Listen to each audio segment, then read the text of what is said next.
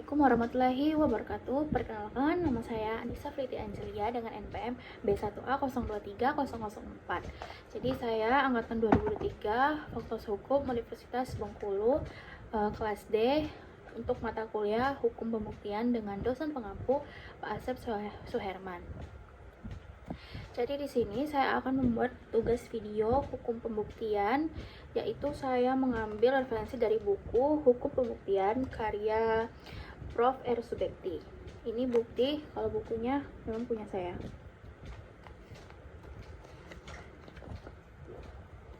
Jadi saya mengambil materi dari buku ini atau referensi dari buku ini, yaitu di bab 1 arti pembuktian dan juga bab 5 alat-alat bukti. Selamat menyaksikan.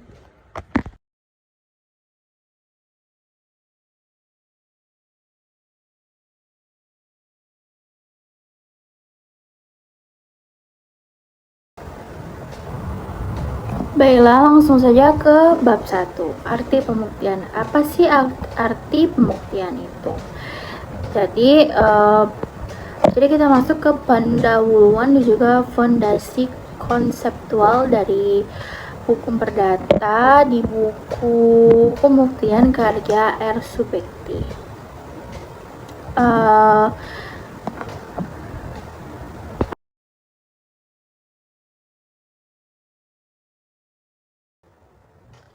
Baiklah, jadi peran Prof. R. Subekti dalam buku Hukum Pembuktian ini yaitu sebagai arsitek dari hukum perdata. Bahwa langsung aja ke arti pembuktian. Pembuktian itu adalah jantung dari setiap persidangan. Di bab 1 yaitu ini tentang arti pembuktian dijelaskan bahwa hakikat dan fokus pembuktian. Di sini dijelaskan mengenai hakikat dan juga fokus pembuktian. Jadi definisi dari pembuktian itu mengulang bahwa pembuktian adalah upaya para pihak untuk meyakinkan hakim. Kemudian prinsip dari pembuktian ini yaitu menjelaskan secara rinci bahwa yang dibuktikan adalah fakta ataupun peristiwa konkret, bukan hukumnya, tetapi prinsip luar atau novit curia. Hakim ini harus tahu hukum. Kemudian beban pembuktian itu yaitu prinsip auctori non probandi atau pihak yang mendalilkan wajib membuktikan. Kemudian perbedaan filosofis mendalam perdata dan juga pidana. Sebenarnya di hukum pembuktian ini hanya membahas mengenai hukum perdata saja, tapi bakal saya tambahkan perbedaan mendalamnya atau perbedaan secara filosofis antara hukum perdata dan juga hukum pidananya. Jadi perbedaan tujuan, beban, dan landasan filosofis kedua sistem ini, yang pertama yaitu dualitas atau tujuan. Tujuannya yaitu mencari kebenaran. Kalau untuk perdata itu kebenaran formal. Kemudian bahwa kebenaran formal itu merupakan kebenaran yang diperoleh melalui prosedur hukum yang benar. Jadi hakim itu terikat pada alat bukti. Contohnya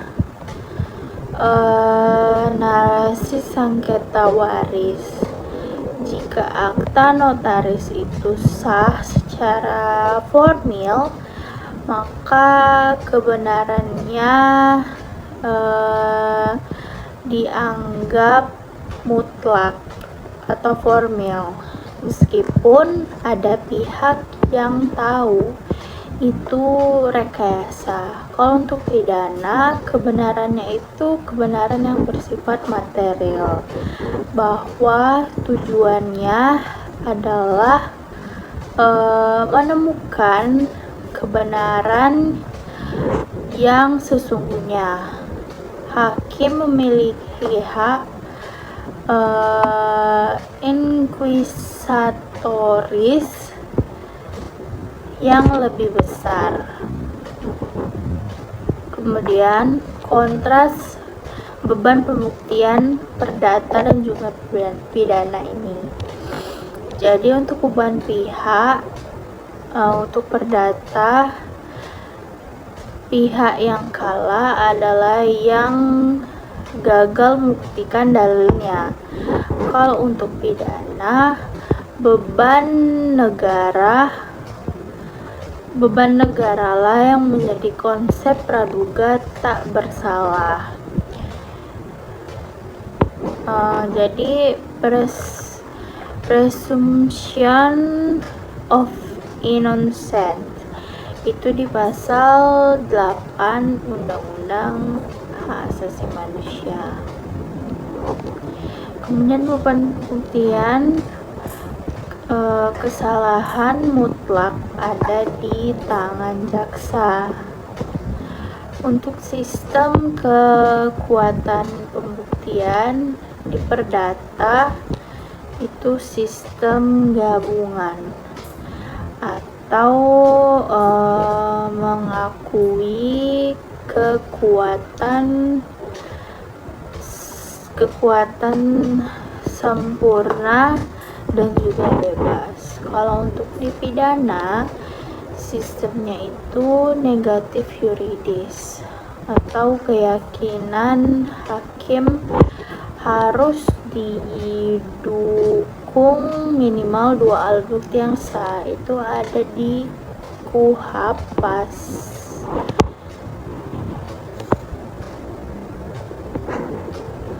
Kemudian alat bukti perdata itu. Baiklah, langsung aja ke bab 5 dari buku Hukum Pembuktian karya Prof. Supekti. Jadi di bab 5 ini menjelaskan mengenai alat-alat bukti. Jadi alat-alat bukti perdata itu dan juga dasar hukumnya. Kemudian saya juga tambahkan mengenai yang pidana.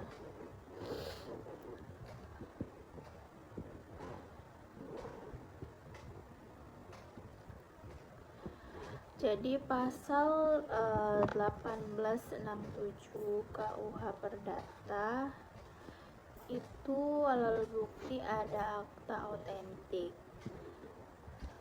Syarat akta otentisitas itu dibuat oleh atau di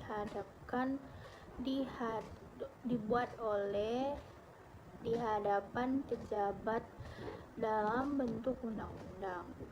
Kekuatannya yaitu sempurna dan juga mengikat. Voleding and binding.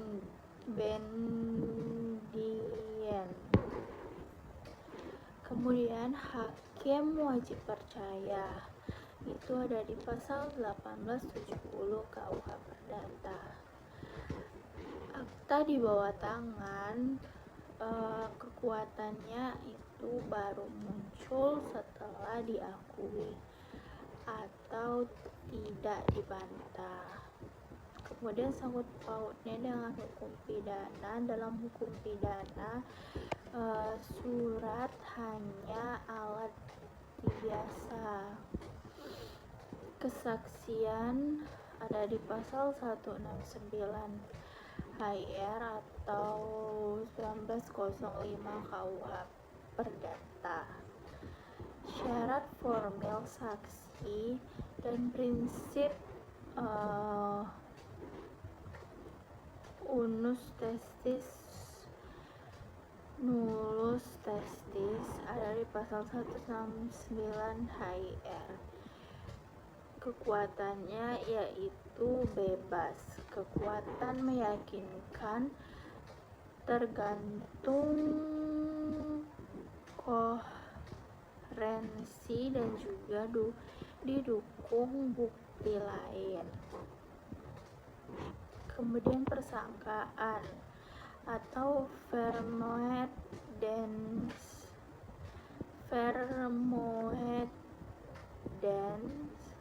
ada di pasal 1915 KUH Perdata. Persangkaan undang-undangnya yaitu kekuatan sempurna, namun ada yang bisa dipatahkan atau rebutable presumption. Contohnya yaitu anak lahir 300 hari setelah perkawinan dianggap anak yang sah.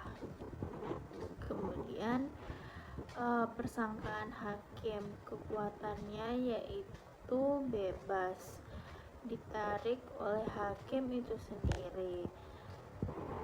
Terus sangkut pautnya dengan hukum pidana, yaitu pidana memiliki petunjuk yang jauh lebih luas dan juga berbeda. Pengakuan dan sumpah. Jadi pengakuan dan sumpah, pengakuan di sidang itu kekuatannya sempurna. Bandingkan sekali lagi dengan pengakuan terdakwa di pidana yang tidak berkekuatan sempurna. Terus sumpah,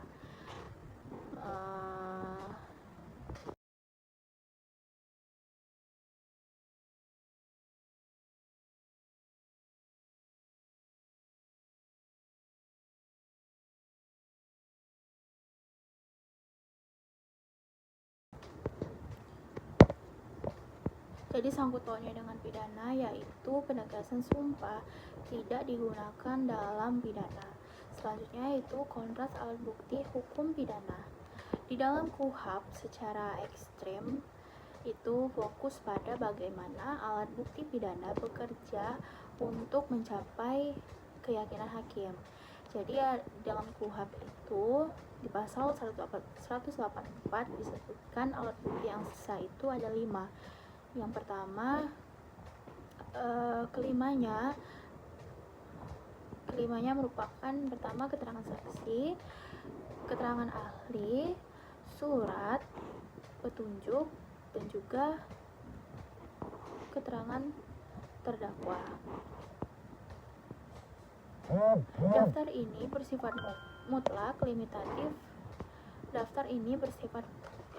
dan juga mutlak. Petunjuk di dalam pidana ini adalah alat bukti yang diperoleh dari keterangan saksi, surat, ataupun keterangan terdakwa lain. Kemudian petunjuk adalah rantai bukti yang dibangun hakim, jauh berbeda dari persangkaan hakim di perdata. Kemudian keterangan terdakwa atau pengakuan di pidana. Keterangan terdakwa adalah alat bukti terakhir. Jadi bahwa pengakuan saja itu tidak cukup untuk menghukum atau harus didukung dengan alat bukti lain. Berbanding terbalik dengan pengakuan sempurna di perdata. Keyakinan dan bukti minimum. Hakim di pidana harus yakin dan harus ada minimal 2 alat bukti yang sah. Itu di pasal 183 KUHP. Kemudian kegagalan pada salah satu syarat ini, terdakwa harus dibebaskan. Perbedaan utama dalam kekuatan bahwa perdata memiliki bukti yang mengikat, hakim harus sempurna, sedangkan pidana semua bukti bersifat bebas dan harus mencapai keyakinan hakim.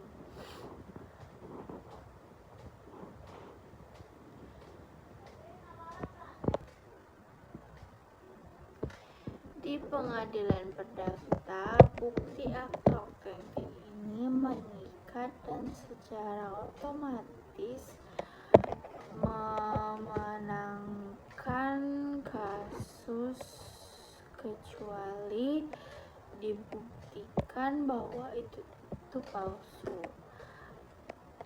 Pengadilan pidana atau tindak pidana pemalsuan surat adalah bukti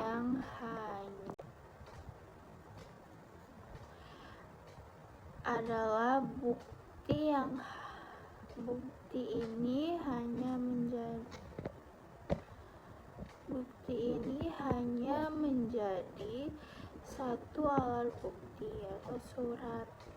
Hakim masih harus mencari alat bukti lain, saksi ataupun ahli, untuk mencapai keyakinan bahwa peristiwa pidana atau pemalsuan benar-benar terjadi.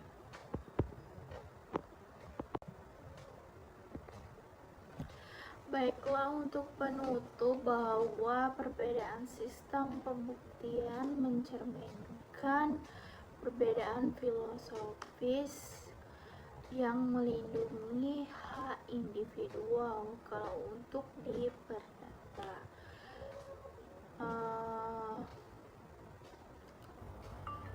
versus menjaga ketertiban umum dan hak asasi manusia. Terdakwa di pidana. Baiklah, sekian video dari saya. Nggak banyak yang bisa saya sampaikan karena di buku ini juga tidak banyak yang dijelaskan secara rinci. Jadi itu saja yang dapat saya sampaikan. Sekian, wassalamualaikum warahmatullahi wabarakatuh.